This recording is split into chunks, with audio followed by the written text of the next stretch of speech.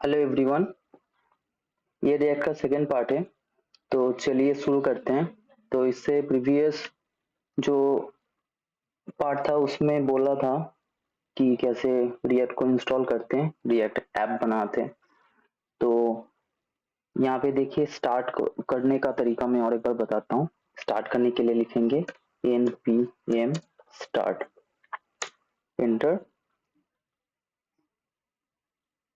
तो रिएक्ट जो प्रोजेक्ट है हमारा, बेसिक प्रोजेक्ट जो रिएक्ट प्रोवाइड करता है, वो क्रिएट होने के बाद आपको व्यू में ऐसा दिखेगा।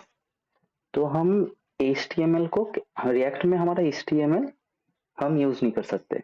HTML के रिप्लेस करके हमें JSX लिखना पड़ता है। तो JSX लिखने के लिए अ, हमें कुछ नियम रहता है, वो नियम को हम जानेंगे अभी।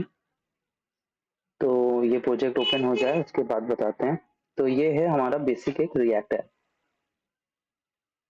तो यहाँ पे बोला गया है एडिटर सोर्स के अंदर app.js जो है उसमें आप चेंजेस कर सकते हैं, उसके बाद सेव करेंगे तो ये रीलोड हो जाएगा। तो देखते हैं पहले। तो app.js ओपन किया, इसके अंदर देखिए यहाँ पे एडिट एडिट सोर्स app.js लिखा हुआ है। तो यहाँ पे मैं लिख देता हूँ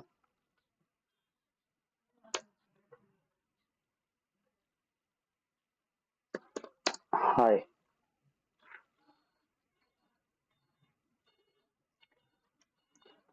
तो देखिए रिएक्ट ऑटो रिफ्रेश होता है।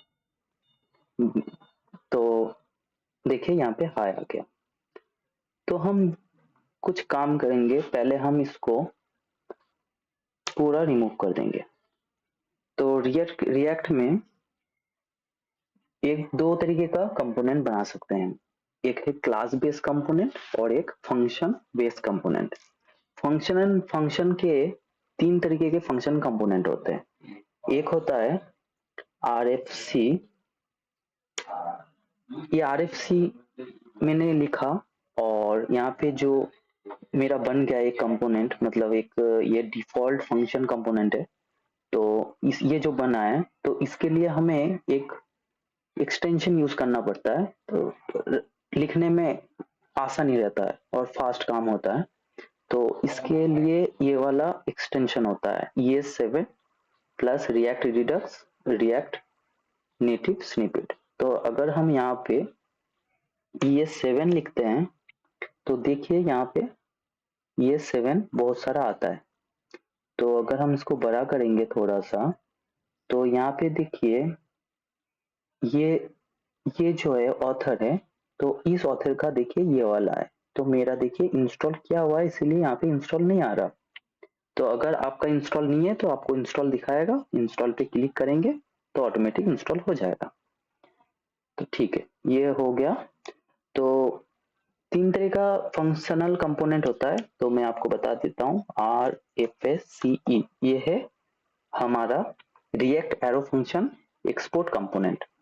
इसमें डिफरेंस डिफरेंस है कि इसमें देखिए एक्सपोर्ट ऑलरेडी ऊपर किया हुआ है, एक्सपोर्ट डिफॉल्ट ऑलरेडी ऊपर किया हुआ है। तो ये हम जहाँ पे भी हमें नीचे एक्सपोर्ट डिफॉल्ट ऐड करने की, ये वाला लाइन करने की जरूरत नहीं है उसमें इसमें। तो आप RFC भी कर सकते हैं और RFC भी कर सकते हैं। मैं RFC यूज करता हूँ। मैं ट्राई करता हूँ कि कोड जितना छोटा हो सके उतने छोटे में कोड करें। जितने कम लिखेंगे और काम हो जाए तो ये बेस्ट है। तो इसको अगर सेव करते हैं हम तो देखिए ये ऐप जो यहाँ पे डिव के अंदर जो ऐप है वो हमारे यहाँ पे देखिए ये ऐप आ गया लिखा हुआ।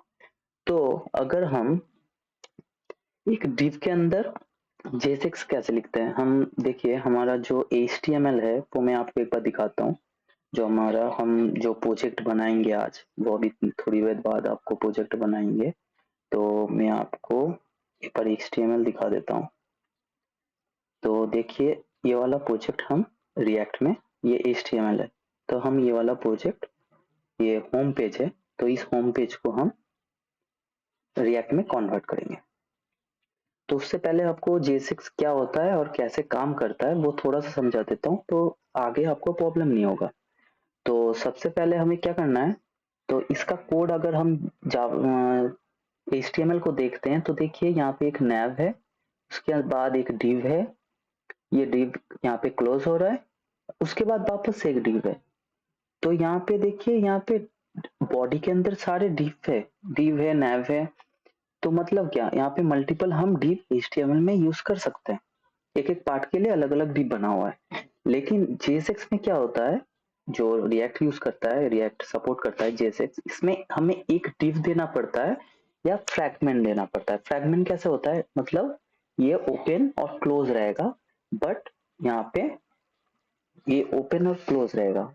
ये ऐसा div है, ओपन div क्लोज div, ऐसा ही ये वाला div नहीं रहेगा, ओपन और क्लोज। तो यहाँ पे हम div भी यूज करते हैं और फ्रैगमेंट भी यूज कर सकते हैं। तो मेरे को लगता है कि हम फ्रैगमेंट यूज करता हूँ, मैं फ्रैगमेंट यूज करता हूँ। अगर div यूज करता हूँ तो कभी कभी डिजाइन में क्या होता है, एक एक्स्ट्रा स्पेस आ जाता है, इसीलिए मैं फ्रैगमेंट यूज करता हूँ। तो एक फ्रैगमेंट के अंदर अगर हम यहाँ पे फ्रैगमेंट में हम एक फ्रैगमेंट के अंदर मल्टीपल div दे सकते हैं, मल्टीपल div दे सकते हैं। जैसे ये एक div दिया और यहाँ पे मैंने कुछ हाई लिखता हूँ, तो देखिए यहाँ पे देखिए हाई आया। अब मैं क्या करता हूँ, यहाँ पे क्या करता हूँ, यहाँ पे ये कॉपी करता हूँ और सेकेंड div भी देता हूँ और यहाँ पे लिखता हूँ हेलो। तो ये देखिए यहाँ पे हाई हेलो दोनों आया। तो ठीक है, फिर हम अब क्या करेंगे, एक बार फ्रैगमेंट को हटा देंगे यहाँ से। अगर फ्रैगमेंट को हटा देता हूँ तो देखिए यहाँ पे देखिए लाल होके एक एरर आ रहा है। तो अगर सेव करते हैं तो देखिए हमें ना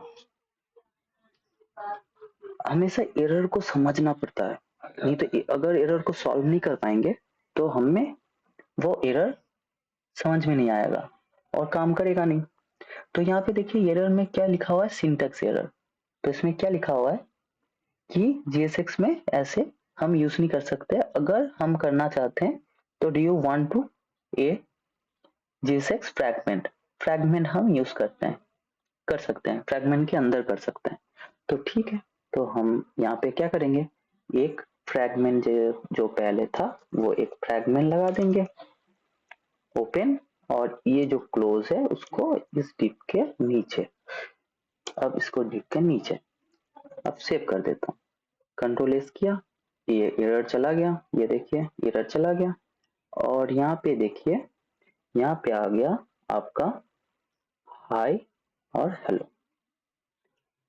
तो फ्रैगमेंट ऐसे काम करता है और JSX ऐसे काम करता है। JSX हमें क्या करना पड़ता है, एक फ्रैगमेंट के अंदर करना पड़ता है या एक div के अंदर हमें पूरा HTML को लिखना पड़ता है। अब HTML को JSX में कैसे कन्वर्ट करेंगे वो मैं आपको थोड़ी देर बाद बताता हूँ। तो हम क्या करेंगे, पहले हम लिखेंगे, जैसे यहाँ पे div है तो एक div है, तो जिस ऐसे फ्रैगमेंट ऐसे हम HTML से कर सकते हैं। तो ठीक है, हम एक आपको एक चीज दिखाता हूँ। अगर हम लिखते हैं H2 और यहाँ पे देता हूँ हाय,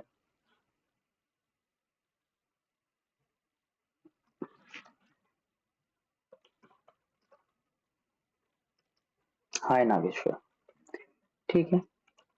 तो अगर हाय नागेश्वर देता हूँ, देखिए H2 हाय नागेश्वर आ गया। अब हमें क्या करना पड़ता है, हम क्या करते हैं HTML में, HTML में हम क्लास देते हैं, क्लास CLLSS क्लास देते हैं और यहाँ पे देते हैं कि एनीथिंग, नागेश दे देता हूँ, नागेश्वरी देता हूँ। तो अब अगर हम सेव करते हैं तो देखिए यहाँ पे कुछ आया नहीं, लेकिन कंट्रोल शिफ्ट आई अगर करते हैं हम और जाते हैं कंसोल के अंदर, तो देखिए यहाँ पे एक एरर आ रहा है। ये जो एरर है वो देखिए टर्मिनल में नहीं आ रहा है, वो एरर आ रहा है हमारे कंसोल में। तो यहाँ पे बोल रहा है एज टू ऐप, तो इसमें बोल रहा है कि invalid DOM property class name. Class, do you want mean class name, मतलब इनवैलिड प्रॉपर्टी डोम प्रॉपर्टी है क्लास। ये क्यों बोल रहा है, हमारे रिएक्ट में क्लास, मैंने बोला फंक्शनल कंपोनेंट और क्लास कंपोनेंट, तो जो क्लास है कीवर्ड वो रिजर्व कर रखा है रिएक्ट में। तो हमें उसकी रिप्लेस करके हमें क्या लिखना पड़ता है, क्लास की जगह क्लास नेम। ठीक है, तो देखिए यहाँ पे इस रूट के अंदर देखिए h1 आ रहा है, तो मैं एक बार दिखाता हूँ। देखिए क्लास दिया है नागेश्वर, क्लास यहाँ पे आ रहा है, क्लास दिया है हमने, क्लास आ रहा है। अगर वो एरर आ रहा है तो अगर हम इसको क्लास नेम कर देते हैं, अगर इसको हम क्लिक कर देते हैं क्लास नेम, क्लास नेम, तो अगर इसको हम रिफ्रेश करते हैं और जब जाते हैं कंसोल में और इसको रिफ्रेश और एक बार रिफ्रेश करते हैं, तो देखिए एरर चला गया। इसका मतलब हमने जो क्लास नेम दिया है क्लास को हटा दिया तो चला गया एरर। अब हम एलिमेंट में जाके अगर देखते हैं तो देखिए क्लास नेम लिखा, लेकिन हमें HTML के जो एलिमेंट्स होता है ब्राउजर का, उसमें हमें क्लास ही दिख रहा है। तो मतलब क्लास और क्लास नेम सेम है। HTML में क्लास लिखना पड़ता है और हमें लिखना पड़ता है रिएक्ट में क्लास नेम। अगर हमें स्टाइल करना है तो स्टाइल तो करना है, अगर कहीं पे जगह कहीं पे हमें जरूरत पड़ता है कि हम क्या करें, हम करेंगे कि कर्सर देंगे। अगर यहाँ पे कोई क्लिक करता है, देखिए यहाँ पे कर्सर नहीं आ रहा, यहाँ पे कर्सर नहीं आ रहा, तो हम यहाँ पे कैसे लिख सकते हैं, यहाँ पे लिखेंगे स्टाइल। स्टाइल, ये रिएक्ट में ऐसे स्टाइल लिखना पड़ता है, ये है। अब इसके अंदर अब यहाँ पे लिखेंगे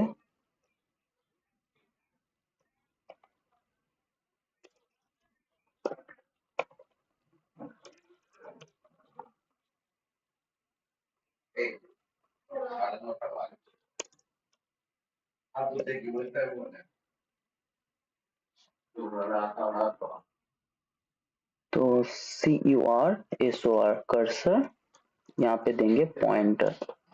पॉइंटर जैसे अगर हम ऐसे देते हैं तो देखिए यहाँ पे देखिए कर्सर हमारा चेंज हो रहा है, ये ऐसे चेंज हो रहा है। तो क्या होगा, यहाँ पे चेंज हो रहा है तो हमारा ऐसे होता है काम। तो हमने आज, तो इसको हम जो मैंने लिखा था इसको मैं डिलीट कर देता हूँ, सेव कर देता हूँ। और यहाँ पे देखिए अब यहाँ पे हमने JSX को समझा कैसे JSX लिखा जाता है। थोड़ा बात नेक्स्ट बाद में, और हम जब प्रोजेक्ट करेंगे HTML का प्रोजेक्ट को हम जब JSX में कन्वर्ट करेंगे तब आपको पूरी तरीके से पता चल जाएगा और एक मतलब समझ में भी आएगा कि, और बेस्ट तरीके से समझ में आएगा कि कैसे काम करता है, और मैं समझा भी दूंगा।